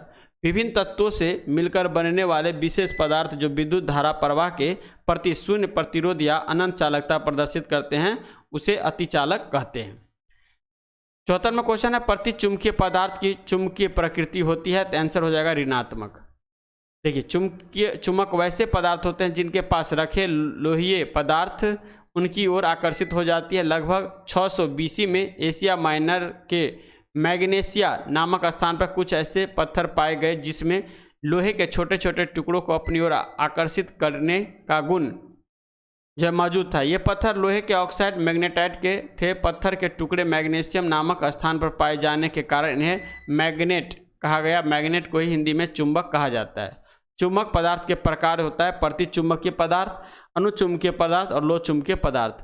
प्रतिचुंबकीय पदार्थ में जस्ता, बिस्मत, चांदी, तांबा, सोना। अनुचुंबकीय में प्लेटिनियम, सोडियम, क्रोमियम, ऑक्सीजन और लोह चुंबकीय में लोहा, निकेल, कोबाल्ट और इस्पात आता है। प्रतिचुंबकीय पदार्थ में देखिएगा तो कुछ पदार्थ ऐसे हैं जिन्हें चुंबकीय क्षेत्र में लटका देने पर वे क्षेत्र के समकोणीय दिशा में आ जाते हैं। इस श्रेणी के पदार्थ की चुंबकशीलता म्यू का मान बहुत कम और चुंबकीय प्रवृत्ति के का मान जो है ऋणात्मक होता है। ऐसे पदार्थ को जब समरूप चुंबकीय क्षेत्र में रखा जाता है तो हवा की अपेक्षा पदार्थ से होकर कम बल रेखाएं गुजरती है। बिस्मत, एंटीमनी, चांदी, तांबा, जिंक, सोना, सीसा, जल, अल्कोहल, हवा, हाइड्रोजन आदि इस श्रेणी में आते हैं। फिर आता है अनुचुंबकीय पदार्थ। अनुचुंबकीय पदार्थ वे पदार्थ है जो चुंबकीय क्षेत्र में रखने पर क्षेत्र के दिशा में थोड़ी सी म्यू का मान 1 से कम चुंबकीय हो जाते हैं। जैसे platinum, chromium, sodium, aluminium, oxygen आदि उदाहरण हैं। लोह चुंबकीय पदार्थ। लोह चुंबकीय पदार्थ वे पदार्थ हैं जो चुंबकीय क्षेत्र में रखने पर क्षेत्र की दिशा में प्रबल रूप से चुंबकित हो जाते हैं। लोहा, निकेल, कोबाल्ट, इस्पात इसके उदाहरण हैं। चुंबक के प्रकार अस्थायी होता है और अस्थायी होता है। अस्थायी में नरम लोहा शीघ्र ही चुंबक बन जाते हैं और शीघ्र ही इसका चुंबकत्व समाप्त भी हो जाता है। इसीलिए अस्थायी चुंबक बनाने के लिए नरम लोहे का प्रयोग किया जाता है। उदाहरण के लिए विद्युत घंटी, ट्रांसफार्मर कोड, डायनेमो आदि के अस्थायी चुंबक नरम लोहे के बनाए जाते हैं। फिर आता है स्थायी चुंबक। फौलाद या इस्पात कठिनता से चुंबक बनता है और कठिनता से ही इसका चुंबकत्व समाप्त होता है। उदाहरण के लिए लाउड स्पीकर, द्विक सूचक, गैल्वेनोमीटर आदि के अस्थायी चुंबक जो है इस्पात के ही बनाए जाते हैं। फिर आता है चुंबक के गुण।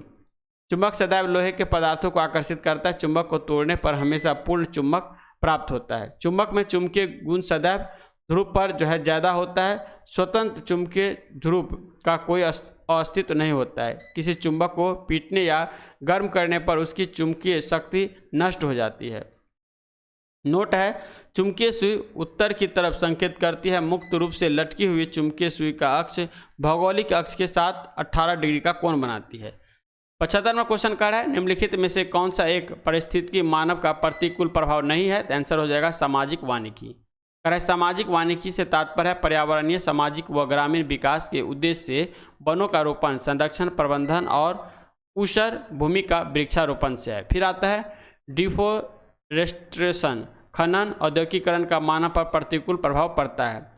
17वीं वन रिपोर्ट 2021 के अनुसार भारत में वन जो है ये 21.71% है। भारत में कुल वृक्षावरण हो जाएगा 2.91%। भारत में कुल वृक्षावरण जो हो जाएगा वो हो जाएगा 24.62%।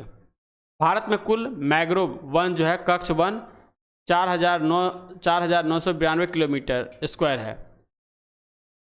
नेक्स्ट है 76वां क्वेश्चन, वंशानुगति का क्रोमोसोमवाद का सिद्धांत किसने प्रस्तुत किया? तो आंसर हो जाएगा सटन एवं बोमेर के द्वारा। इस सिद्धांत के अनुसार गुणसूत्र वंशानुगत जानकारी के वाहक होते हैं। 77वां क्वेश्चन है, निम्न में से कौन सा रासायनिक परिवर्तन का उदाहरण है? तो रासायनिक परिवर्तन मतलब होता है जो दोबारा उस फॉर्म में नहीं आ जाएगा, यानी लकड़ी का जलना। पदार्थ परिवर्तन होकर अलग पदार्थ में बदल जाता है। पदार्थ के रासायनिक गुणों एवं रासायनिक संगठन में परिवर्तन हो जाता है। आणविक या आयनिक पुनर्व्यवस्था होता है। भौतिक विधि द्वारा पुनः प्रारंभिक पदार्थ नहीं प्राप्त किया जा सकता है। उदाहरण के लिए जल अपघटन, जिससे हाइड्रोजन गैस और ऑक्सीजन गैस मुक्त होती है। फिर आता है दहन, मोमबत्ती का जलना, खाना पकना, दूध का स्कंदन, दूध से दही बनना, लोहे में जंग लगना, ये सारे क्या है? रासायनिक परिवर्तन है। 78वां क्वेश्चन है, मधुमक्खी पालन का वैज्ञानिक नाम क्या है? तो आंसर हो जाएगा एपीकल्चर। एपीकल्चर मतलब होता है मधुमक्खी का पालन।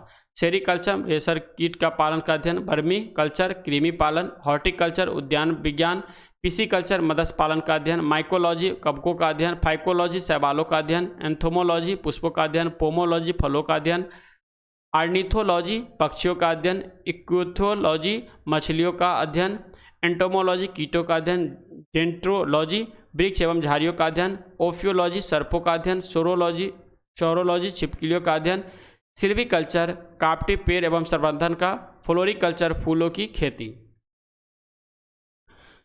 नेक्स्ट 89वां क्वेश्चन कर रहा है 79 नंबर, एक सौर जल हीटर से गर्म जल कब प्राप्त नहीं किया जा सकता है? तो आंसर हो जाएगा बादल छाए हुए दिन पर। कह रहा है सौर वाटर हीटर को कम करने के लिए धूप की आवश्यकता होती है। सूर्य की रोशनी की अनुपलब्धता के कारण बादल भरे दिन एक वाटर हीटर का उपयोग नहीं किया जा सकता है। सौर वाटर हीटर छत पर रखे कलेक्टर के माध्यम से सूर्य के प्रकाश को अवशोषित करता है और इसे गर्मी में परिवर्तन करता है। सौर सेल बनाने के लिए सिलिकॉन का उपयोग किया जाता है। सौर सेल को परस्पर संयोजित करके सौर पैनल बनाने में सिल्वर या चांदी का उपयोग किया जाता है। 80 नंबर क्वेश्चन है, ऊपरी वायुमंडल की ऊपरी परत निम्न में से किसके कारण कम हो रही है? तो आंसर हो जाएगा बी, क्लोरोफ्लोरोकार्बन के कारण। कह रहा है ऊपरी वायुमंडल की ऊपरी परत ओजोन यानी O3 के क्षय होने का मुख्य कारण क्लोरोफ्लोरोकार्बन यौगिक है। यह बहुत अस्थायी होती है, जो वायुमंडल में पहुंच जाते हैं। जहां ओजोन परत होती है, यही सूर्य से आते परावैंगनिक किरण की उपस्थिति में टूटकर क्लोरीन बनाती है। इस क्लोरीन का एक परमाणु 1 लाख ओजोन परमाणु को नष्ट करती है। नेक्स्ट है, ओजोन परत के क्षरण से परावैंगनिक किरणें निचले वायुमंडल में प्रवेश कर जाती है, जिसके निम्नलिखित दुष्प्रभाव पड़ते हैं, जैसे त्वचा कैंसर, वैश्विक वर्षा, पारिस्थितिकी असंतुलन, मोतियाबिंद, आंखों में जलन इत्यादि। 81 नंबर क्वेश्चन है, निम्न में से किस धातु का जड़त्व अधिकतम होता है? तो आंसर हो जाएगा एक, रेलगाड़ी का। कह रहा है जड़त्व से तात्पर्य है कि प्रत्येक वस्तु अपनी गति की अवस्था में परिवर्तन का विरोध करती है, चाहे वह विरामावस्था में हो या गतिशील। वह अपनी मूल अवस्था को बनाए रखना चाहती है। वस्तु का यह गुण जो है उसका जड़त्व कहलाता है। जड़त्व के नियम का प्रतिपादन गैलीलियो ने किया था तथा न्यूटन के प्रथम गति के नियम को जड़त्व का नियम भी कहा जाता है।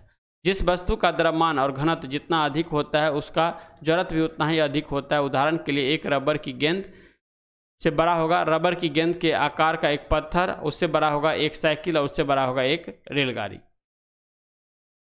82 नंबर क्वेश्चन है, कार्बन 4 यानी C4 पादप में प्रकाश संश्लेषण के दौरान बनने वाले प्रथम उत्पादन कौन है? आंसर हो जाएगा मौलिक एसिड। करें C4 पौधे शुष्क उष्णकटिबंधीय क्षेत्र में पाए जाते हैं। पौधे में कार्बन डाइऑक्साइड के यौगिकीकरण प्रकाश संश्लेषण के दौरान पहला उत्पादन ऑक्जेलियो एसिड या ऑक्सेलो एसिड OA अम्ल होता है जो अपचयित होकर मौलिक अम्ल में परिवर्तित हो जाता है, या जो है ट्रांसएमिनेशन द्वारा स्पार्टिक अम्ल बनाते हैं। C4 पौधे गन्ना, मक्का, ज्वार, मोथा, पेनिकम, चौलाई आदि है। पौधे में प्रकाश संश्लेषण की क्रिया पत्तियों में उपस्थित क्लोरोप्लास्ट में होता है। क्लोरोप्लास्ट के अंदर जो है क्लोरोफिल पाया जाता है तथा क्लोरोफिल में मैग्नीशियम का एक अणु पाया जाता है। पौधे प्रकाश संश्लेषण क्रिया के द्वारा ही अपना भोजन तैयार करते हैं। प्रकाश संश्लेषण की क्रिया सूर्य के प्रकाश, कार्बन डाइऑक्साइड और जल की उपस्थिति में होता है, जिसके फलस्वरूप उत्पोत्पन्न के रूप में ऑक्सीजन का निर्माण होता है। 83वां क्वेश्चन कह रहा है ऑक्सीकरण के निम्न कौन सा प्रक्रम सही है? तो आंसर हो जाएगा विद्युत धानी तत्व का जो है निकलना। विद्युत धानी तत्व का निकलना ऑक्सीकरण अभिक्रिया है। ऑक्सीकरण अभिक्रिया एक ऐसी अभिक्रिया को संदर्भित करता है जिसके अंतर्गत कोई परमाणु या मौलिक या आयनों से एक या एक से अधिक इलेक्ट्रॉन को खो देता है। इसमें या तो ऑक्सीजन का योग होता है या हाइड्रोजन का निष्कासन यानी त्याग होता है। इस अभिक्रिया में ऑक्सीकरण संख्या बढ़ता है। अपचय अभिक्रिया ऑक्सीकरण के विपरीत होता है। नेक्स्ट है सोडियम, मैग्नीशियम, एल्युमिनियम और सिलिकॉन की प्रथम आयनिक ऊर्जा का सही क्रम क्या होगा? तो ये हो जाएगा सबसे बड़ा सोडियम, फिर बड़ा हो जाएगा मैग्नीशियम, उससे छोटा होगा एल्युमिनियम और उससे बड़ा हो जाएगा सिलिकॉन। त्वचा द्वारा इलेक्ट्रॉन त्यागने की मात्रात्मक प्रकृति को आयनिक एथेल्पी कहते हैं। जो तलस्थ अवस्था में विलगित गैसीय परमाणु से बाह्यतम इलेक्ट्रॉन को बाहर निकालने में ऊर्जा लगती है, उसे तत्व की आयन या एथिलीन ऊर्जा कहते हैं। कह रहा है आयन ऊर्जा का मान आवर्त में बाएं से दाएं जाने पर बढ़ता है तथा वर्ग में ऊपर से नीचे जाने पर घटता है। इस आधार पर तीसरे आवर्त के धातुओं का प्रथम आयनिक ऊर्जा का सही क्रम सोडियम, सोडियम से बड़ा मैग्नीशियम, मैग्नीशियम से बड़ा एल्युमिनियम, एल्युमिनियम से बड़ा सीजियम होगा। परंतु मैग्नीशियम की जो विन्यास 3s² की वजह से मैग्नीशियम की आयनी ऊर्जा सबसे ज़्यादा होता है। चलिए नेक्स्ट क्वेश्चन देखते हैं। 85 नंबर कह रहा है बोमेन संपुट किस तंत्र का भाग है? तो आंसर होगा उत्सर्जित तंत्र का। कह रहा है जीवों के शरीर से उपाचयी प्रक्रमों में बने विषैले अपशिष्ट पदार्थ के निष्कासन को उत्सर्जन कहते हैं। साधारण उत्सर्जन का तात्पर्य नाइट्रोजनी उत्सर्जन पदार्थ से जैसे यूरिया, अमोनिया, यूरिक अम्ल आदि का निष्कासन से होता है। मनुष्य के प्रमुख उत्सर्जी अंग निम्न है वृक्क, त्वचा, यकृत, फेफड़ा। वृक्क हो जाएगा मनुष्य एवं अन्य स्तनधारियों में मुख्य उत्सर्जी अंग एक जोड़ा वृक्क है। इसका वजन 140 ग्राम होता है। इसके दो भाग होते हैं, बाहरी भाग को कोर्टेक्स और भीतरी भाग को मेंडुला कहते हैं। नेफ्रॉन ही वृक्क की कार्यात्मक इकाई है। प्रत्येक नेफ्रॉन में एक छोटी सी जो है प्यूलीनुमा रचना होती है, उसे बोमेन संपुट कहते हैं। नेक्स्ट है बोमेन संपुट में पतली रुधिर कोशिकाओं की कोशिका गुच्छा पाया जाता है जो दो प्रकार की धमनियों से बनता है। 86 में क्वेश्चन है वास्तविक वस्तु का वास्तविक प्रतिबिंब निम्न से कौन बना सकता है? तो आंसर हो जाएगा अवतल दर्पण। कह रहा है जब किसी पारदर्शी शीशे की एक सतह पर कलई कर दी जाती है तो वह दर्पण कहलाती है। दर्पण दो प्रकार के या तीन प्रकार के होते हैं। पहला समतल दर्पण, इसे जो है उन दर्पणों के रूप में परिभाषित किया जा सकता है जिनकी सतह सपाट होती है और बिना किसी आंतरिक या बाह्य वक्र के होते हैं। अवतल दर्पण में एक परावर्तक सतह होती है जो अंदर की ओर जो है वक्र में होती है और प्रकाश स्रोत दूर होता है। फिर होता है उत्तल दर्पण। यह एक वक्र दर्पण है जहां परावर्तक सतह प्रकाश स्रोत की ओर उभरी होती है। दर्पण द्वारा परिवर्तन की विशेषता, समतल दर्पण में प्रतिबिंब का आकार वस्तु के आकार के समान होता है। समतल दर्पण में जो है दर्पण से वस्तु की दूरी समतल दर्पण से प्रतिबिंब की दूरी के समान होती है। वास्तविक वस्तु के लिए प्रतिबिंब आभासी होगा। फिर आता है अवतल दर्पण। यह जो है वास्तविक और आभासी दोनों प्रकार के प्रतिबिंब बना सकता है। अवतल दर्पण द्वारा बनाया गया प्रतिबिंब छोटा बड़ा हो सकता है। इनका उपयोग सेविंग दर्पण, हेड दर्पण, खगोलीय दूरबीन में किया जाता है। फिर आता है उत्तल दर्पण। उत्तल दर्पण में सदैव आभासी, सीधे तथा छोटे प्रतिबिंब बनते हैं। इनका उपयोग धूप के चश्मे, वाहन दर्पण, सुरक्षा उद्देश्य के लिए, आवर्धक कांच, स्ट्रीट लाइट परावर्तन में किया जाता है। नोट, केवल अवतल दर्पण ही वस्तु का वास्तविक तथा आभासी प्रतिबिंब बना सकता है। 87 में क्वेश्चन है कांच बनाने में उपयोग आने वाले सबसे मुख्य घटक क्या है? तो आंसर हो जाएगा सिलिका। साधारण कांच सिलिका, सोडियम सिलिकेट और कैल्शियम सिलिकेट का ठोस विलय मिश्रण होता है। कांच के निर्माण में कच्चे माल के रूप में रेत, सोडा, एवं क्वार्टज का प्रयोग होता है। कांच अक्रिस्टलीय ठोस के रूप में एक अतिशीतित द्रव है, इसीलिए कांच की क्रिस्टलीय संरचना नहीं होती है और न ही उसका कोई निश्चित गलनांक होता है। कांच को कठोर बनाने के लिए पोटासियम क्लोराइड का उपयोग किया जाता है। कांच को गलाने के लिए उसमें क्यूलेट मिलाया जाता है। फोटोक्रोमेटिक कांच सिल्वर क्लोराइड की उपस्थिति के कारण धूप में स्वतः काला हो जाता है। रेशेदार कांच जो है का प्रयोग बुलेट प्रूफ जैकेट बनाने में किया जाता है। कांच के ऊपर चित्र बनाने के लिए जो है फ्लोरीन का उपयोग किया जाता है। कांच धीरे धीरे ठंडा करने की प्रक्रिया को जो है अनिलीकरण तथा अतिशीघ्र ठंडा करने की क्रिया को क्विचीकरण जो है कहते हैं। कांच को काटने के लिए हीरे का उपयोग किया जाता है। कांच पर डिजाइनिंग इत्यादि के लिए खुरचने हेतु हाइड्रोफ्लोरिक अम्ल और हीरे का उपयोग करते हैं। कांच पर जो हाइड्रोफ्लोरिक अम्ल के प्रभाव से घुलनशील सिलिकेट बनता है। जब हाइड्रोजन फ्लोराइड पानी में घुल जाता है तो इसे हाइड्रोफ्लोरिक अम्ल कहा जाता है। कांच के प्रकार संगठन देख लेते हैं। पहला आता है फ्लिंट कांच, पोटासियम कार्बोनेट, लेड ऑक्साइड व सिलिका का बनता है। उपयोग कैमरा, दूरबीन के लेंस व विद्युत बल्ब में किया जाता है। फिर आता है क्रूक्स कांच, सीरियम ऑक्साइड या सिलिका का बना होता है। धूप चश्मे के लेंस यह पराबैंगनी किरण से होने वाली हानि से बचाता है। फिर आता है सोडा कांच, सोडियम कार्बोनेट, कैल्शियम कार्बोनेट व सिलिका का बना होता है। ट्यूबलाइट, बोतलें एवं दैनिक प्रयोग में जो है यूज होता है। फिर आता है क्राउन कांच, potassium oxide, barium oxide, silica का बना होता है चश्मे के लेंस के।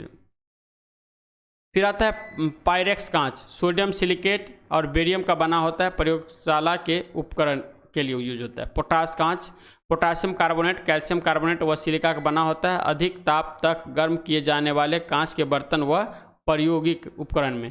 प्रकाशीय कांच, पोटासियम कार्बोनेट, रेडलेट तथा सिलिका का बना होता है। चश्मा, सूक्ष्मदर्शी, टेलीस्कोप एवं प्रिज्म बनाने में होता है। चलिए नेक्स्ट है, निम्नलिखित में से कौन सा पादप मलेरिया रोग की दवा का स्रोत है? तो आंसर हो जाएगा यहाँ पे सिनकोना। सिनकोना जो है पादप मलेरिया रोग की दवा का स्रोत है। मेलकुलॉच ने 1827 ईस्वी में सर्वप्रथम मलेरिया शब्द का प्रयोग किया। मलेरिया रोग की पुष्टि रक्त की बूंद तथा पीएफ मामलों के लिए आरडी किट्स सूक्ष्मदर्शी जांच द्वारा की जाती है। लेब्रन 1880 में मलेरिया से पीड़ित व्यक्ति के रुधिर में मलेरिया परजीवी प्लाज्मोडियम की खोज की। फिर आता है रोनाल्ड रॉस, ये 1887 में मलेरिया परजीवी द्वारा मलेरिया होने की पुष्टि की तथा बताया कि मादा एनोफिलीज मच्छर इसका वाहक है। मलेरिया रोग में लाल रुधिर नष्ट हो जाती है तथा रक्त की कमी आ जाती है। इसके उपचार में कुनेन, पेलुडिन, क्लोरोक्विन, प्रीमाक्विन औषधि लेनी चाहिए। कुनेन चिनकोना पादप के छाल से प्राप्त होता है। मलेरिया उन्मूलन का लक्ष्य 2030 है। टीबी उन्मूलन का लक्ष्य 2025 है। अब आता है मलेरिया जो प्रभावित अंग है तिल्ली आरबीसी होता है प्लाज्मोडियम से, वाहक है उसका मादा एनोफिलीज और लक्षण है ठंड के साथ बुखार। फिर आता है पायरिया, मसूरे का बीमारी है। एंटमीबा जिंजिन बेली के और मसूरे से रक्त निकलता है। सोने की बीमारी मस्तिष्क की है। ट्रिप्रेनोसोमा के कारण होता है। सीसी मच्छी इसका वाहक है। बहुत नींद के साथ बुखार आता है। पेचिस आंत की बीमारी है। एंटमीबा हिस्टोलिका से होती है और श्लेष्मा एवं खून के साथ दस्त होता है। कालाजार अस्थि मज्जा में होता है और लिस्टमैनिया डोनावानी द्वारा होता है। बालू मक्खी इसका वाहक है और तेज बुखार आता है। नेक्स्ट है, निम्नलिखित में से किसको दूध शर्करा कहते हैं? तो आंसर हो जाएगा इसका लैक्टोज को। दूध शर्करा लैक्टोज हो जाता है, तो इसको मिटा दीजिए। ठीक है, कह लैक्टोज दूध शर्करा होता है। लैक्टेज एक डाइसेकेराइड जो कि गैलेक्टोज और ग्लूकोज शर्करा से बना होता है। लैक्टोज को आमतौर पर मिल्क शुगर कहा जाता है क्योंकि यह दूध में पाया जाता है। लैक्टोज BD गैलेक्टोज और BD6 ग्लूकोज से बना होता है। कार्बोहाइड्रेट 3 प्रकार के होते हैं। मोनोसेक्राइड यह कार्बोहाइड्रेट की सबसे सरल अवस्था है, जैसे ग्लूकोज, गैलेक्टोज, ट्राइओज। फिर आता है ग्लूकोज एक साधारण शर्करा और सबसे प्रचुर मात्रा में मोनोसेक्राइड है। ग्लूकोज मुख्य रूप से पौधे और अधिकांश शैवाल द्वारा पानी और कार्बन डाइऑक्साइड से प्रकाश संश्लेषण के दौरान सूर्य के प्रकाश से ऊर्जा का उपयोग करके बनाया जाता है। फिर आता है डाइसेकेराइड, समान या भिन्न मोनोसेक्राइड के 2 अणुओं के संयोग से एक डाइसेकेराइड बनता है, जैसे माल्टोज, सुक्रोज, लैक्टोज। जैसे कि ग्लूकोज फ्रुक्टोज जुड़ा सुक्रोज बना। फिर आता है ग्लूकोज ग्लूकोज जुड़ा माल्टोज बना। ग्लूकोज गैलेक्टोज जुड़ा तो लैक्टोज बन गया। फिर आता है पॉलीसेक्राइड, मोनोसेक्राइड के कई अंगों के मिलाने से लंबी श्रृंखला वाली अघुलनशील पॉलीसेकेराइड का निर्माण होता है। यह आर्थ्रोपोडा के बाह्य कंकाल व सेलुलोज में पाया जाता है। इसके अन्य उदाहरण में स्टार्च, ग्लाइकोजेन, काइटिन आदि है। नेक्स्ट, निम्नलिखित विकल्प में से कौन सा विकल्प द मॉर्गन लॉ अनुसरण करता है? तो आंसर हो जाएगा यहाँ पे डी। कह रहा है एक किताब का अंकित मूल्य 800 रुपया है तो 2 क्रमागत छूट से पश्चात 612 रुपये में बेचा गया। यदि प्रथम छूट 10% है, द्वितीय छूट हो जाएगा 15%। अब सारा मैथ का क्वेश्चन है यहाँ से। यदि किसी घटना ई का प्रायिकता पी से निरूपित की जा सकती है तो निम्न घटना के सही होगा, तो इसका आंसर बी हो जाएगा।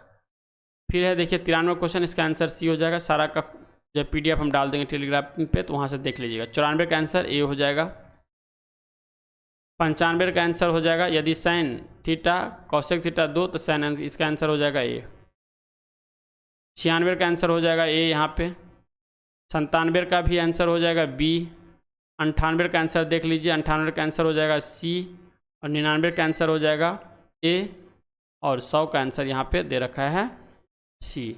इस तरह से 100 क्वेश्चन का डिस्कशन यहाँ पे कंप्लीट होता है।